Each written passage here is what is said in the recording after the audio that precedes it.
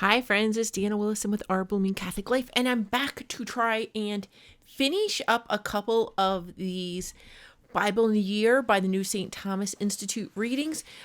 Why do I look like I'm wearing the same clothes? I'm having to do a bunch of these today because YouTube is taking an enormously long time to process, and if I don't do them ahead of time, they may not get out to you. So the lighting's not great because now I'm filming at night, and I'm just a mom. Right now I'm in the dining room. I'm having to do these today because my husband went into the office so I could bake. So I'm trying to schedule these around baking and laundry and get them done for you. And why it's so important is I know that these last 2 weeks have been kind of hectic and crazy for me, and it's been hard to fit in these readings right now. And part of it is because the Maccabean readings are enormous, right? They're really super long chapters, and I really want to read them, and they're really valuable and rich and so filled with just the Spirit, and I'm loving it. I am loving doing all these readings, but it's a lot to do after a day of all of the holiday prep. And so if you're like me, you're wishing you could do these earlier in the day. And while I'm a little stressed out right now while I'm reading them to you, I totally quickly get in sync. And honestly, I'm going to watch these probably on the proper day.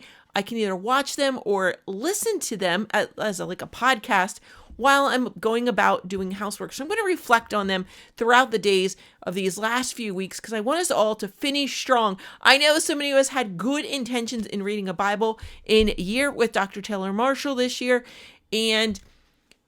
but things happen, right? But we're going to finish strong. There's just a lot of really big readings for the end of the year. If you're not sure about the Bible in a Year by Dr. Taylor Marshall, you're like, what is she talking about? It's literally a written plan. There's an Old Testament reading, a wisdom reading, and a New Testament reading for every day. And you go down these columns. You come down here, you find the day of the month that you're at, the month and the day, and you go across. It tells you the Old Testament, the wisdom, and the New Testament reading, and then you scratch it off. You can see in the beginning I didn't scratch it off. I thought I'd be reusing this handout, but it's totally trashed by the end of the year. And by the back, I'm making notes. I'm scratching things out like crazy. There's Post-it notes stuck to it with notes all over. How can you get one of these? I'm going to try and put the link to it in the description below. Again, this is Dr. Taylor Marshall's plan. His course is at the New St. Thomas Institute. Go in and study these. But for free, you can do the reading plan. So what my hope is to spend this year doing the reading plan.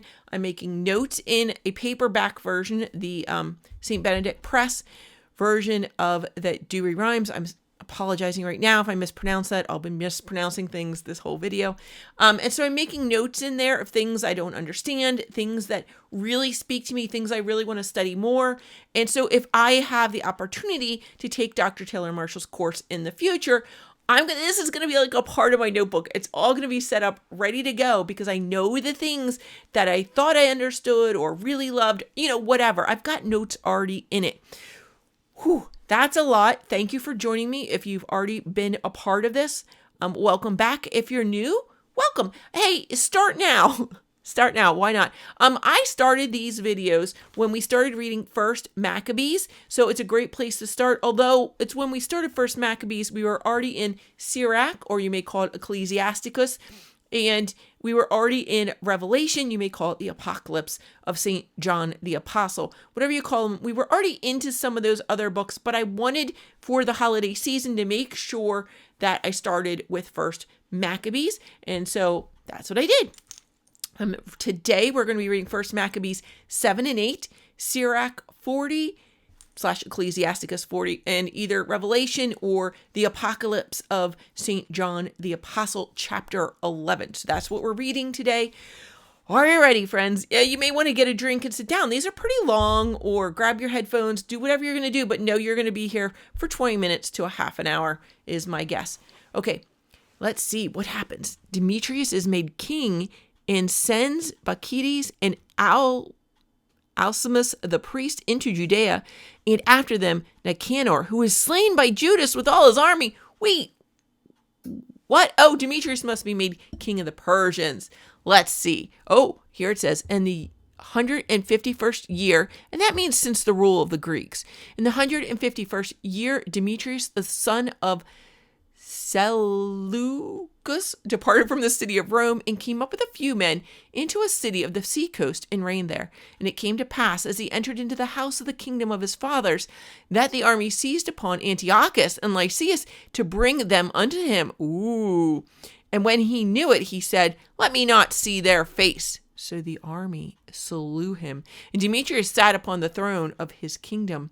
And there came to him the wicked and ungodly men of Israel, and Alchemist was at the head of them, who desired to be made head priest. There's always someone, right?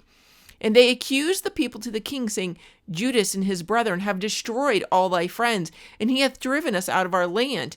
Now, therefore, send some men whom thou trustest, and let him go, and see all the havoc he hath made among us and the king's lands, and let him punish all his friends and their helpers." Then the king chose Maccabees, one of his friends that ruled beyond the great river in the kingdom, and was faithful to the king, and he sent him to see the havoc that Judas had made, and the wicked Alchemist he made high priest, and commanded him to take revenge upon the children of Israel. And they arose and came with a great army into the land of Judah, and they sent messengers and spoke to Judas and his brethren with peaceable words deceitfully. But they gave no heed to their words, for they saw that they were come with a great army. Then there were assembled to Alchemist and Maccabees a company of the scribes to require things that are just. And first the Assyrians, who are among the children of Israel, and they that sought peace of them. For they said, "One that is a priest of the seed of Aaron is come. He will not deceive us." And he spoke to them peacefully, and he swore to them, saying, "We will do you no harm, nor your friends." And they believed him. And he took 70 of them, and slew them in one day, according to the word that is written, "The flesh of thy saints, and the blood of them that have shed round about Jerusalem, and there was none to bury them." Then fear and trembling fell upon all the people, for they said, "There is no truth nor justice among them, for they have broken the covenant and the oath which they made." And Maccabees removed the camp from Jerusalem, and pitched in Bethzaccha. And he sent and took many of them that were fled away from him, and some of the people he killed and threw into a great pit. Then he committed the country to Alchemist, and left with him troops to help him. So Maccabees went away to the king. But Alchemist did what he could to maintain his chief priesthood. And they that disturbed the people resorted to him, and they got the land of Judah into their power, and did much hurt in Israel. And Judas saw all the evils that Alchemist and they that were with him did to the children of Israel, much more than the Gentiles. And he went out into all the coasts of Judah round about, and took vengeance upon the men who had revolted, and they ceased to go forth any more into the country. And Alchemist saw that Judas and they that were with him prevailed, and he knew that he could not stand against them. And he went back to the king, and accused them of many crimes. And the king sent Nicanor, one of his principal lords, who was a great enemy to Israel, and he commanded him to destroy the people. And Nicanor came to Jerusalem with a great army, and he sent to Judas and to his brethren deceitfully with friendly words, saying, "Let there be no fighting between me and you. I will come with a few men to see your faces with peace." And he came to Judas, and they saluted one another peacefully. And the enemies were prepared to take away Judas by force. And the thing was known to Judas that he was come to him with deceit, and he was much afraid of them, and would not see his face any more. And Nicanor knew that his counsel was discovered, and he went out to fight against Judas near Capharsalama. And there fell of Nicanor's army almost 5,000 men, and they fled into the city of David. And after this, Nicanor went up into Mount Zion, and some of the priests and the people came out to salute him peacefully, and to show him the holocausts that were offered for the king. But he mocked them, and despised them, and abused them, and spoke proudly, and swore in anger, saying, "Unless Judas and his army be delivered into my hands, as soon as I return in peace, I will burn this house." And he went out in a great rage. And the priests went in, and they stood before the face of the altar and the temple. And weeping they said, "Thou, O Lord, hast chosen this house for thy name to be called upon therein, that it might be a house of prayer and supplication for thy people. Be avenged of this man and his army, and let them fall by the sword. Remember their blasphemies, and suffer them not to continue any longer."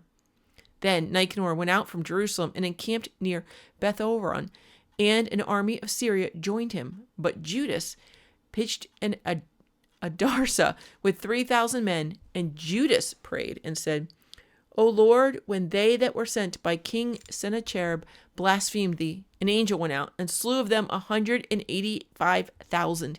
Even so, destroy this army in our sight today, and let the rest know that he had spoken ill against thy sanctuary, and judge him according to his wickedness. And the armies joined battle on the 13th day of the month Adar. And the army of Nicanor was defeated, and he himself was first slain in the battle.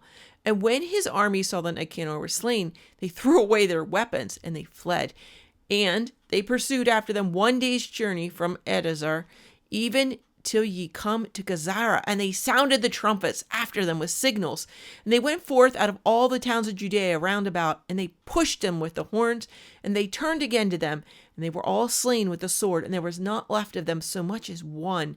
And they took the spoils of them for a booty, and they cut off Nicanor's head and his right hand, which he had proudly stretched out, and they brought it and hung it up over Jerusalem. And the people rejoiced exceedingly, and they spent that day with great joy.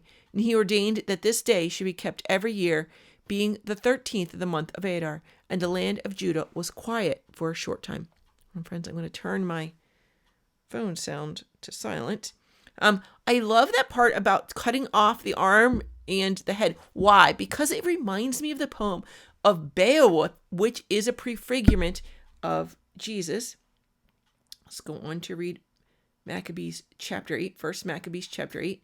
Now Judas heard of the fame of the Romans, that they are powerful and strong and willing to agree to all things that are requested of them, and that whosoever have come to them, they have made amity with them, and that they are mighty in power. And they heard of their battles and their noble acts, which they had done in Galatia, how they had conquered them and brought them under tribute, and how great things they had done in the land of Spain, and that they had brought under their power the mines of silver and of gold that are there, and had gotten possession of all the places by their counsel and patience, and had conquered places that were very far off from them, and kings that came against them from the ends of the earth, and had overthrown them with great slaughter, and the rest paid them tribute every year.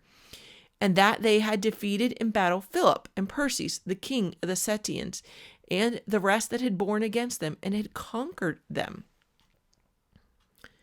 And how Antiochus, the great king of Asia, who went to fight against them, having 120 elephants with horsemen and chariots, and a very great army, was routed by them. And how they took him alive, and appointed to him that both he and they should reign after him, should pay a great tribute, and that he should give hostages, and that which was agreed upon. In the country of the Indians, and of the Medes, and the Lydians, and some of the best provinces, and those which they had taken from them, they gave to King Eumenes. And they who were in Greece had a mind to go and destroy them, and they had knowledge thereof. And they sent a general against them, and fought with them, and many of them were slain, and they carried away their wives and children captives, and spoiled them, and took possession of their land, and threw down their walls, and brought them to be their servants unto this day. And the other kingdoms and islands that at any time had resisted them, they had destroyed and brought under their power. But with their friends and such as relied upon them, they kept amity, and had conquered kingdoms that were near and that were far off. For all that heard their name were afraid of them, that whom they had a mind to help a kingdom, those reigned. And with whom they deposed from a kingdom, and they were greatly exalted. And none of these wore a crown, or was clothed in purple, to be magnified thereby. And that they made themselves a senate house, and consulted daily 320 men that sat in council always for the people, that they might do the things that were right. And that they committed their government to one man every year, to rule over all their country, and they all obey one, and there is no envy nor jealousy among them. So Judas chose Epolemos, the son of John, the son of Jacob, and Jason, the son of Eleazar. And he sent them to Rome to make a league of amity and confederacy with them, and that they might take off from them the yoke of the Grecians, for they saw that they opposed the kingdom of Israel with servitude. And they went to Rome a very long journey, and they entered into the Senate house and said, Judas Maccabeus and his brethren and all the people of the Jews have sent us to you to make alliance and peace with you, and that we may be registered your confederates and friends. And the proposal was pleasing in their sight. And this is the copy of the writing that they wrote back again, graven in tables of brass and sent to Jerusalem, that it might be with them for a memorial of the peace and alliance. Good success be to the Romans and to the people of the Jews, by sea and by land forever, and far be the sword and enemy from them.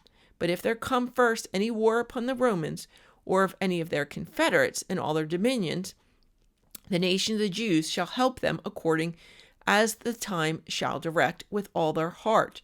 Neither shall they give them whilst they are fighting, or furnish them with wheat, or arms, or money, or ships, as it hath seemed good to the Romans, and they shall obey their orders without taking anything of them. In like manner, also, if war should come first upon the nation of the Jews, the Romans should help them with all their heart, according as the time shall permit them.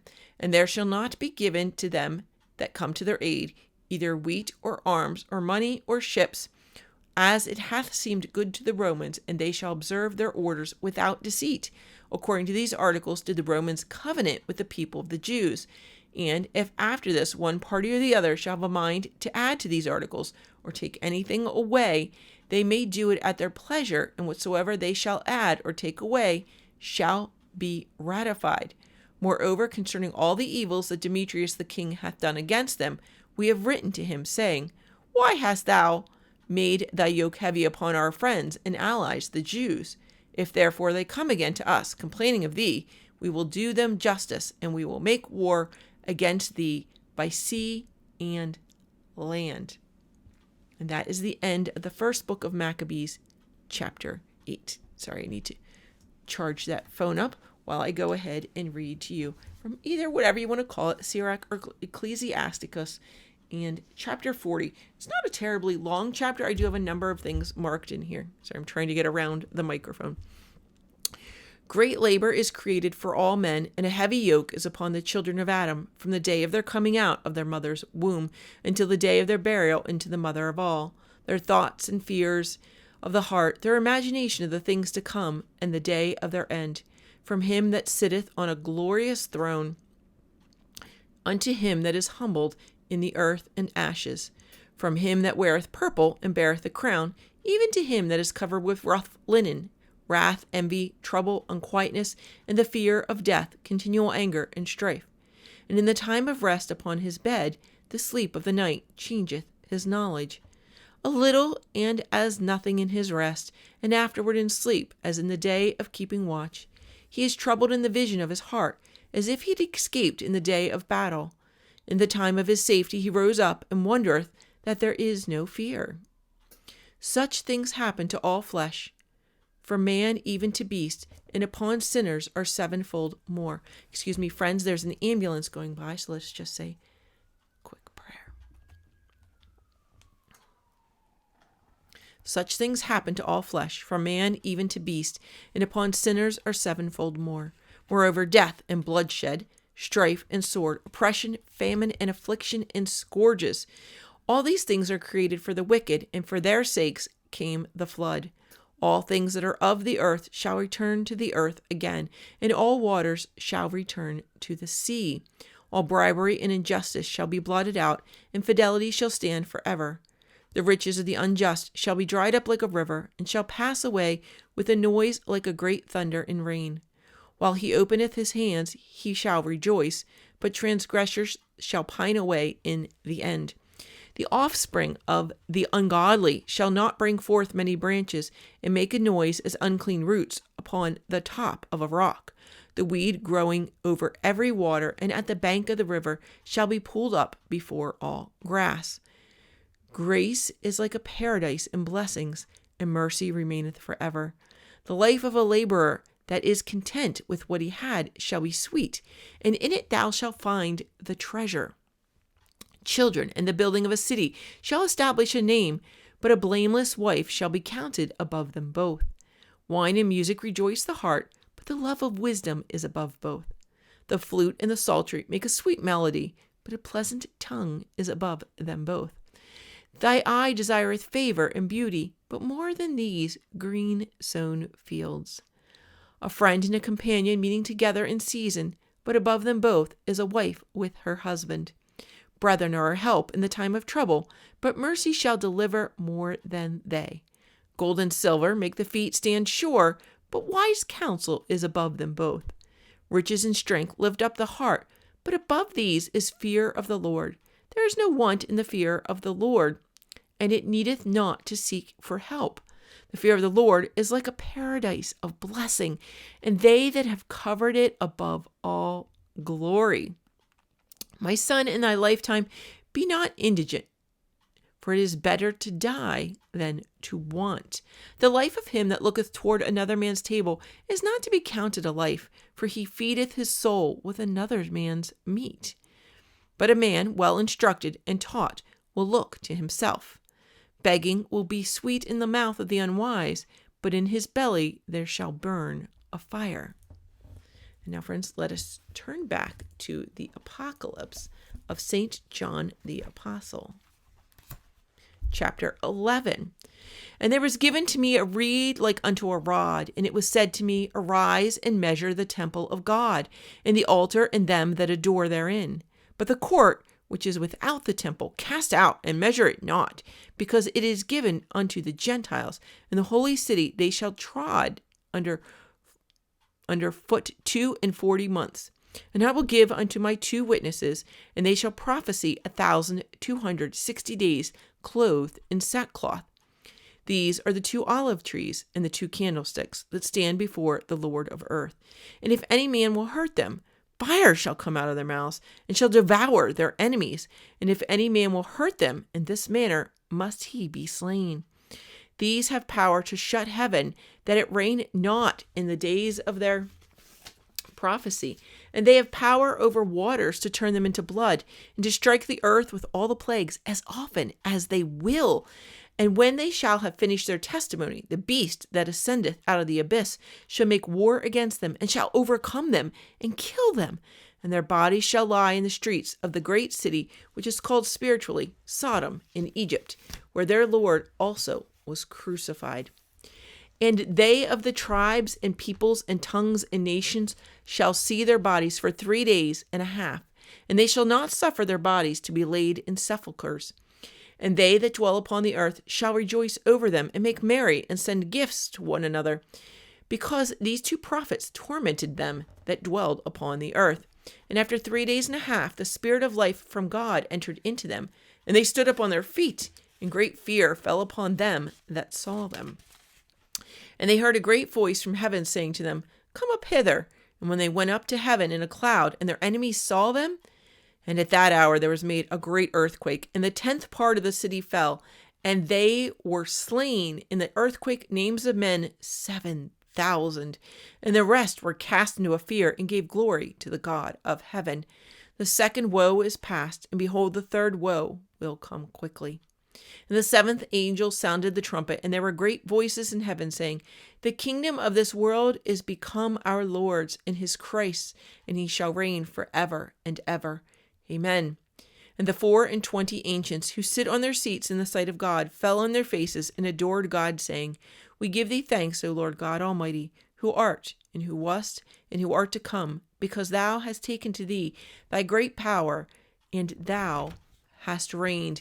And the nations were angry, and thy wrath is come, and the time of the dead that they should be judged, and that thou shouldst render reward to thy servants the prophets, and the saints, and to them that fear thy name, little and great, and shouldst destroy them who have corrupted the earth.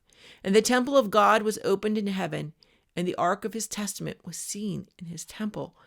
And there were lightnings and voices, and an earthquake and great hail. The word of the Lord. May God bless you and keep you, friends. May he make his face to shine upon you, and may the good Lord bless you in the name of the Father and the Son and the Holy Spirit. Amen. Join us again tomorrow for the next of the readings. I believe it'll be first Maccabees, I'm guessing 9 and 10, Sirach / Ecclesiasticus 41, and Revelation / the Apocalypse of St. John the Apostle, chapter 12. God bless you, friends. Bye.